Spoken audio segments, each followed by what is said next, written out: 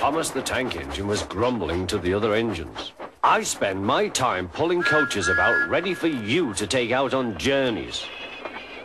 The other engines laughed. Why can't I pull passenger trains too? You're too impatient, they said. You'd be sure to leave something behind. Rubbish, said Thomas. I'll show you. One night, he and Henry were alone. Henry was ill. The men worked hard, but he didn't get better.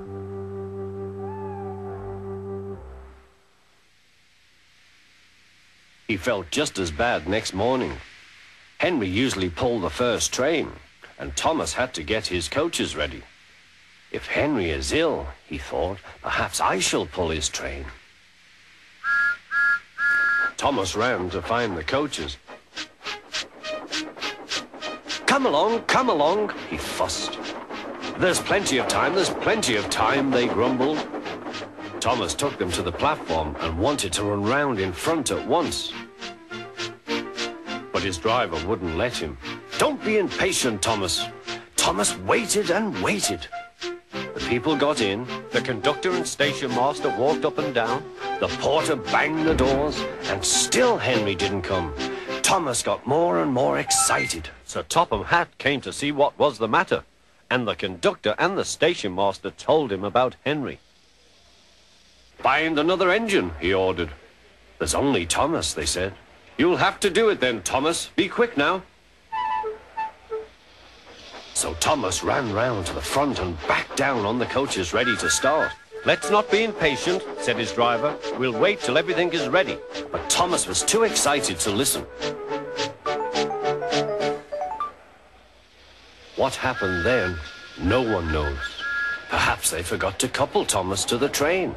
Or perhaps the driver pulled the lever by mistake. Anyhow, Thomas started without his coaches. As he passed the first signal tower, men waved and shouted, but he didn't stop. They're waving because I'm such a splendid engine, he thought importantly. Henry says it's hard to pull trains, but I think it's easy. Hurry, hurry, hurry, he puffed, pretending to be like Gordon. People have never seen me pulling a train before.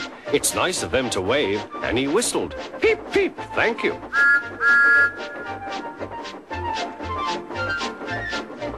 Then he came to a signal at danger.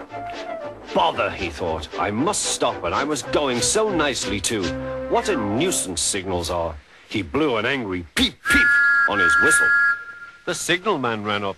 Hello, Thomas, he said. What are you doing here? I'm pulling a train, said Thomas. Can't you see? Where are your coaches, then? Thomas looked back. Why, bless me, he said, if we haven't left them behind. Yes, said the signalman. You'd better go back quickly and fetch them. Poor Thomas was so sad, he nearly cried. Cheer up, said his driver. Let's go back quickly and try again.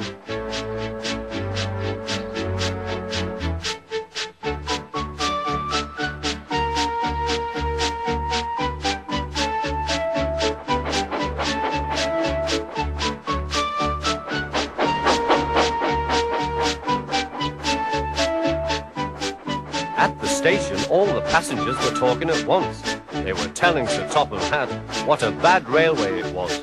But when Thomas came back, they saw how sad he was and couldn't be cross. He was coupled to the train, and this time he really pulled it.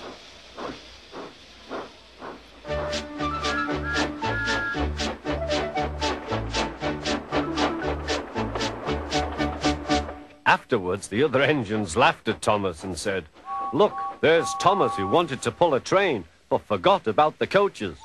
But Thomas had already learned not to make the same mistake again.